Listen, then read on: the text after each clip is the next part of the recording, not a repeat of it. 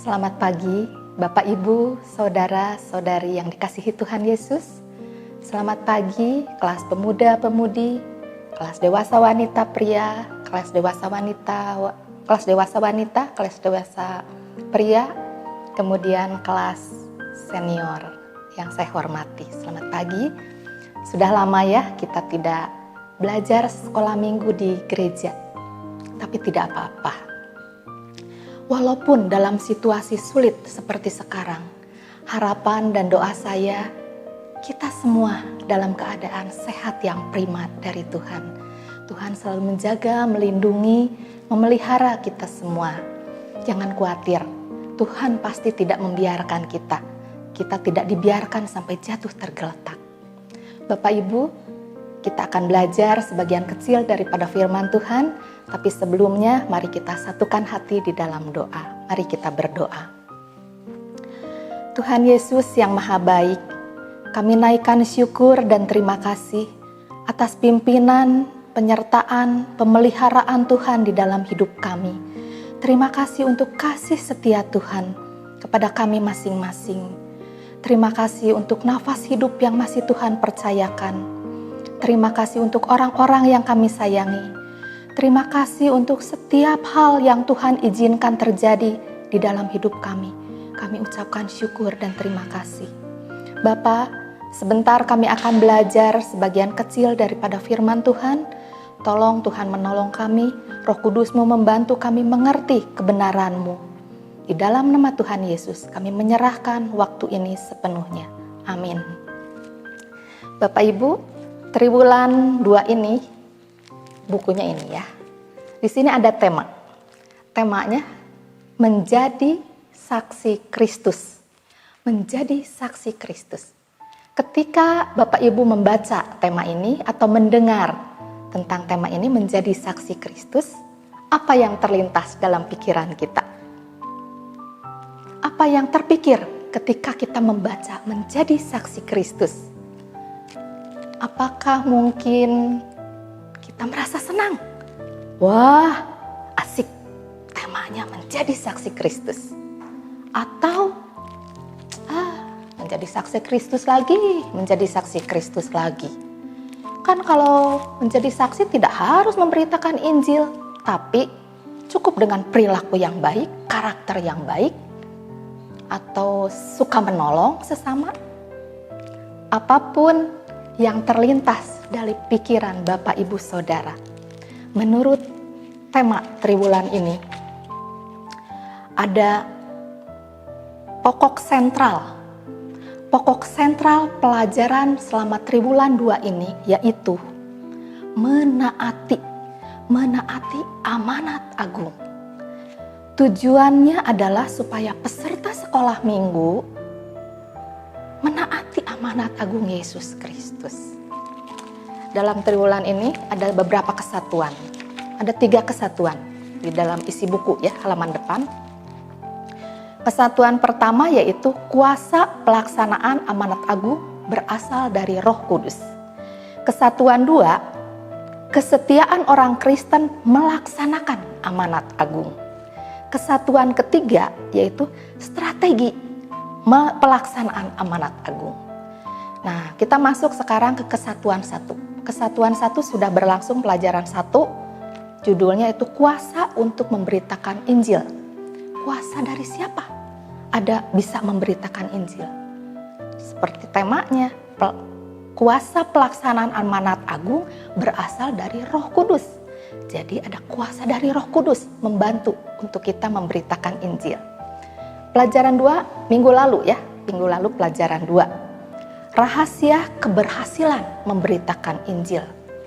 Bagaimana caranya supaya kita berhasil memberitakan Injil? Menurut pelajaran yang kemarin minggu lalu, pelajaran 2, mengalami kepenuhan Roh Kudus. Jadi kita bisa berhasil menginjili kalau mengalami kepenuhan Roh Kudus. Nah, hari ini pelajaran 3. Pelajaran 3 judulnya kuasa Roh Kudus bekerja di dalam pemberitaan Injil. Kuasa Roh Kudus bekerja dalam pemberitaan Injil. Nah, pelajaran 3 ini berkaitan, lanjutan dari pelajaran 2. Pelajaran 3 merupakan lanjutan dari pelajaran 2. Mari kita membuka Alkitab kita dari pelajaran 2. Kita lihat sepintas dulu ya pelajaran yang lalu. Kisah Para Rasul 2 ayat 1 sampai 13. Yuk, mari kita sama-sama buka Alkitab. Kita lihat Kisah Para Rasul 2 ayat 1 sampai 13. Ketika tiba hari Pentakosta, semua orang percaya berkumpul ya di satu tempat. Semua orang percaya berkumpul di satu tempat. Ayat 2, tiba-tiba turunlah dari langit suatu bunyi seperti tiupan angin keras yang memenuhi seluruh rumah itu di mana mereka duduk. Bisa kita bayangkan ketika duduk di tengah di rumah, tiba-tiba ada tiupan angin yang keras. Wah, saya juga kadang-kadang suka takut ya ketika hujan besar lalu anginnya keras. Kadang-kadang ngeri, takut. Sampai pernah seorang ibu bilang, waduh itu pohon kayak mau roboh karena anginnya kencang. Ini di dalam rumah, tiba-tiba ada tiupan angin yang sangat keras memenuhi rumah itu ketika mereka duduk ya. Dan di ayat 3, tampaklah kepada mereka lidah-lidah seperti nyala api yang bertebaran dan hingga pada mereka masing-masing. Luar biasa. Asalnya tiupan angin keras. Kemudian tampaklah kepada mereka lidah-lidah seperti nyala api bertebaran dan hinggap kepada mereka. Mereka itu orang percaya yang berkumpul tadi ya. Kemudian di ayat 4. Maka penuhlah mereka dengan Roh Kudus. Lalu mereka mulai berkata-kata dalam bahasa-bahasa lain seperti yang diberikan oleh Roh itu kepada mereka untuk mengatakannya. Luar biasa. Di antaranya rasul-rasul yang sedang berkumpul itu dipenuhi oleh kuasa Roh sehingga bisa berkata-kata dalam bahasa-bahasa lain.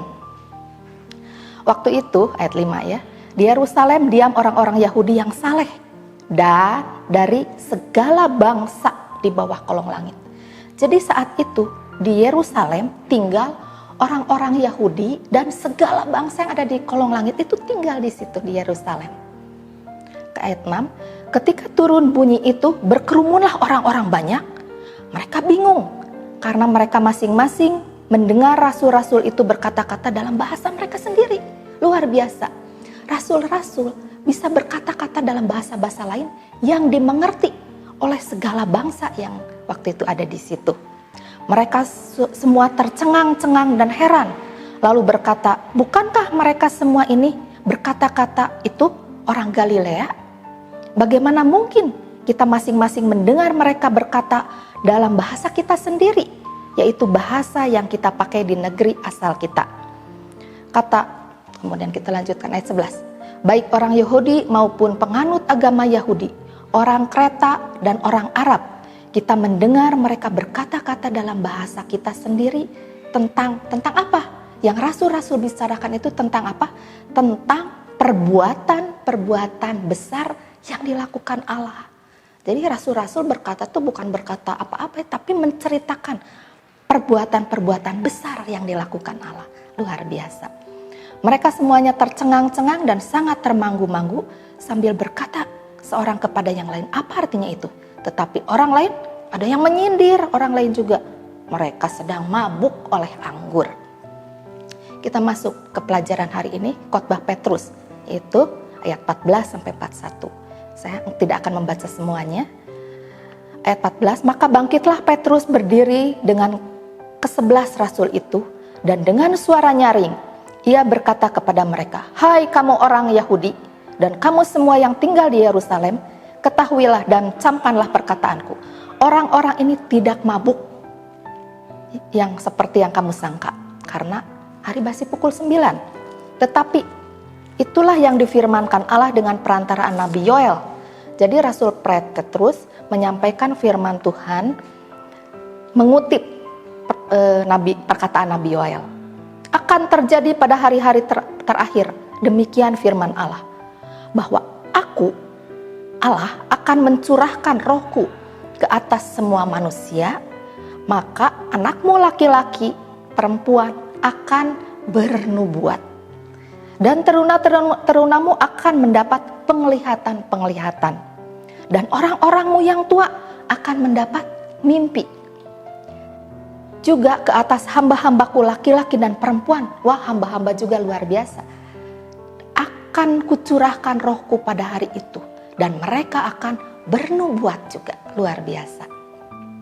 Dan aku akan mengadakan mujizat-mujizat di atas, di langit, dan tanda-tanda di bawah, di bumi, darah dan api, dan gumpalan-gumpalan asap. Matahari akan berubah menjadi gelap gulita, dan bulan menjadi darah. Sebelum datangnya hari Tuhan, hari yang besar dan mulia itu. Nah, ini penting ayat 21, kita perhatikan. Dan barang siapa yang berseru kepada nama Tuhan akan selamat. Bapak Ibu, kehidupan penuh Roh Kudus merupakan kehidupan yang normal, kehidupan orang Kristen yang normal. Jadi kalau orang Kristen dipenuhi Roh Kudus itu sebetulnya normal, ya, wajar. Roh Kudus adalah pribadi ketiga dari Tritunggal yang memegang peranan penting dalam penginjilan. Pribadi yang pertama, Roh Bapa, Roh Anak, dan Roh Kudus. Ya. Ketika penginjilan dilakukan, para rasul mustahil akan terlaksana dengan baik kalau Roh Kudus tidak mengendalikan mereka. Pelajaran 3 ini temanya, judulnya kuasa Roh Kudus bekerja dalam pemberitaan Injil. Dibagi dalam 3 bagian. Yang pertama, kuasa Roh Kudus bekerja dalam apa? Dalam 1, memberikan kuasa supranatural. Wah, kuasa Roh Kudus bekerja dalam penginjilan dengan memberikan kuasa supranatural. Apa itu supranatural? Supra itu berarti atas. Natur itu artinya alam. Jadi supranatural adalah kejadian yang tidak bisa dijelaskan dengan hukum alam. Jadi, supranatural itu contohnya seperti peristiwa-peristiwa ajaib, peristiwa-peristiwa mujizat-mujizat, ya, di luar logika kita. Roh Kudus adalah pribadi yang bisa melakukan hal-hal yang ajaib, bahkan sanggup menyelidiki segala sesuatu yang tersembunyi dalam diri Allah. Oleh karena itu, hubungan kita dengan Roh Kudus harus berkembang sampai kekekalan sehingga mata hati kita terang untuk melihat apa yang dikerjakan Tuhan dalam pelayanan kita. Kemudian mujizat. Nah, ini mengenai mujizat. Mujizat masih menyertai pemberitaan Injil. Bukan untuk menunjukkan siapa orang Kristen itu, tapi bukti bahwa Roh Kudus masih terus bersama dengan pekerjaan pengabaran Injil.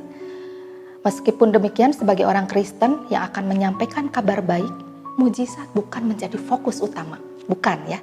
Bukan mujizat yang menjadi fokus utama dalam penginjilan. Fokus utamanya adalah bagaimana kabar baik itu, kebenaran itu tentang Yesus sampai kepada orang lain.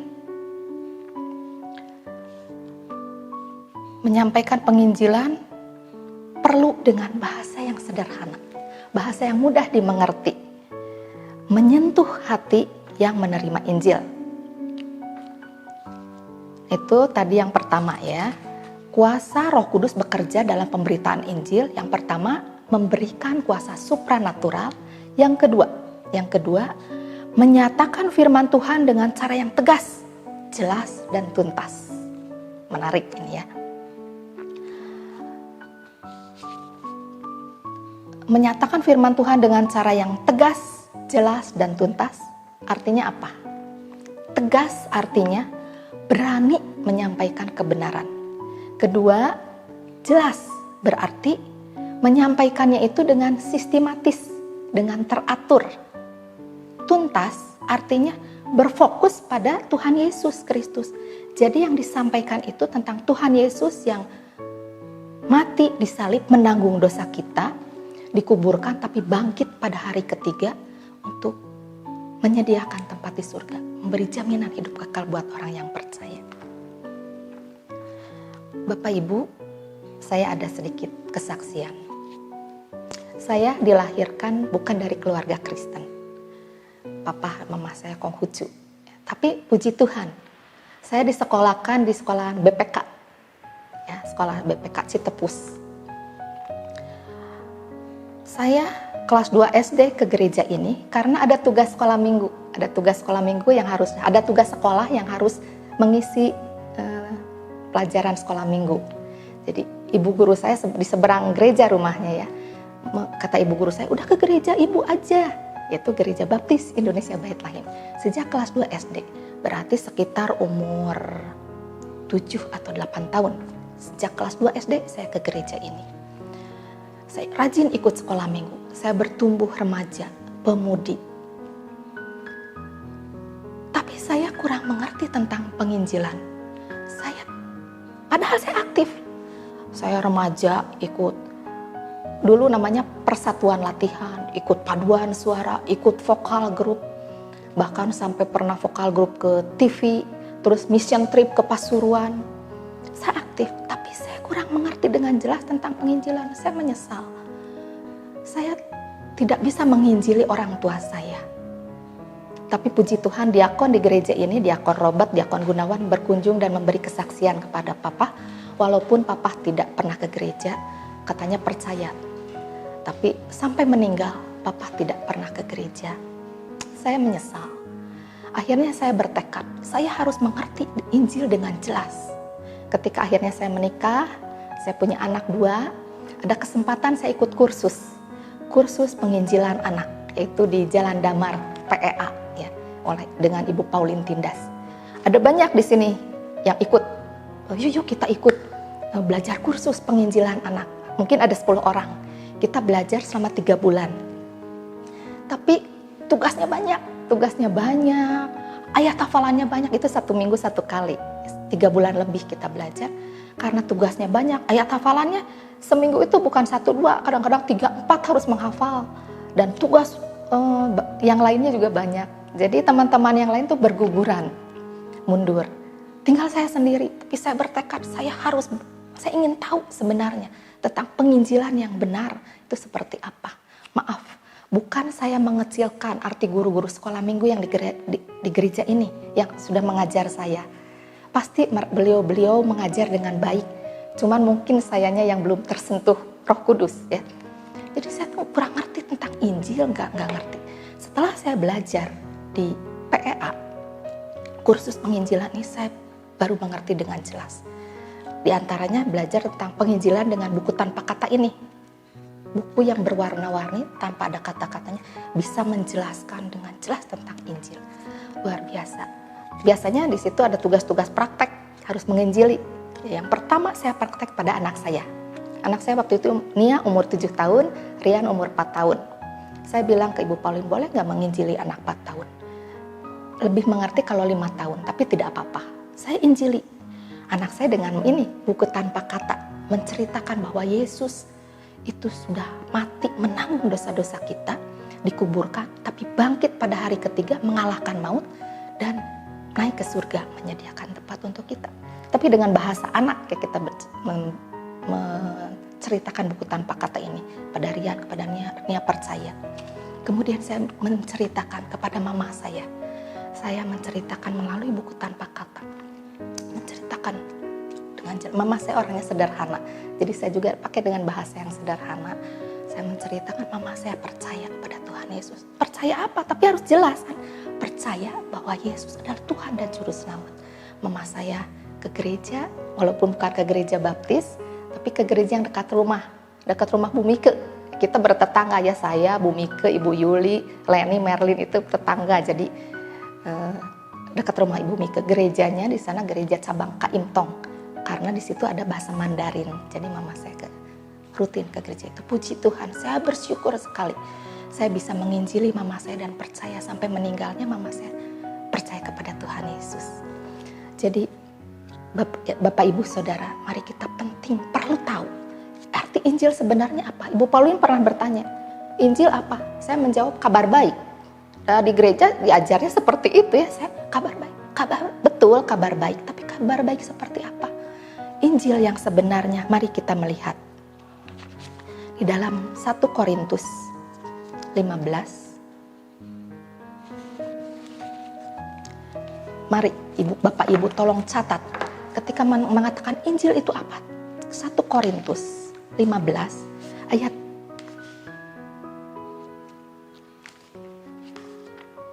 1 Korintus 15 ayat 3 dan 4. Saya akan bacakan ya. Sebab yang sangat penting telah kusampaikan kepadamu, yaitu apa yang telah kuterima sendiri, ialah bahwa, nah ini arti Injil, Kristus telah mati karena dosa-dosa kita sesuai dengan kitab suci. Bahwa ia telah dikuburkan dan bahwa ia telah dibangkitkan pada hari ketiga sesuai dengan kitab suci. Itu arti Injil yang sebenarnya. 1 Korintus 15 ayat 3b dan 4. Artinya Injil itu adalah Kristus telah mati karena dosa-dosa kita sesuai dengan kitab suci, bahwa ia telah dikuburkan namun ia telah dibangkitkan pada hari ketiga sesuai dengan kitab suci. Itu arti Injil yang sebenarnya. Mari kita kembali ke pelajaran. Jadi firman Tuhan itu perlu disampaikan dengan tegas, jelas, dan tuntas sampai Injil itu diberitakan. Ya. Yang ketiga, tadi kuasa Roh Kudus bekerja dalam pemberitaan Injil. Yang ketiga, melalui penebusan orang berdosa. Kita buka di dalam Yohanes 16 ayat 8. Yohanes 16 ayat 8. Saya akan bacakan. Dan kalau ia datang, ia akan menginsafkan dunia akan dosa, kebenaran dan penghakiman. Jadi kuasa Roh Kudus bekerja melalui penebusan orang berdosa. Roh Kudus itu sebagai penghibur. Pekerjaannya adalah menginsafkan dunia akan dosa, kebenaran dan penghakiman.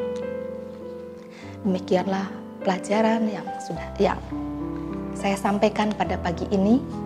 Kiranya menjadi berkat buat kita semua. Saya ulang sedikit, kuasa Roh Kudus bekerja dalam pemberitaan Injil. Pertama, memberikan kuasa supranatural. Yang kedua, menyatakan firman Tuhan dengan cara yang tegas, jelas dan tuntas. Yang ketiga, melalui penebusan orang berdosa. Mari kita sama-sama meminta untuk kita diberi kerinduan. Rindu untuk mau memberitakan Injil. Ada kemauan. Kemudian kita berdoa supaya Roh Kudus memampukan kita memberitakan Injil. Mari kita berdoa. Tuhan Yesus yang baik, terima kasih untuk pelajaran pada pagi ini. Kiranya boleh menjadi berkat buat kami semua. Tolong Tuhan memberi kami kerinduan untuk boleh memberitakan amanat agung Tuhan. Memberitakan Injil pada orang-orang yang belum percaya. Supaya mereka juga diselamatkan. Bapa, Tuhan terus menolong kami. Memberi kekuatan kesehatan yang baik pada kami semua. Kami percaya Tuhan senantiasa menjaga melindungi kami. Di dalam nama Tuhan Yesus, kami naikkan syukur kami. Amin. Ibu-ibu tetap stay di rumah, tinggal di rumah. Tetap jaga kebersihan, jaga kesehatan. Terima kasih, Tuhan memberkati kita semua.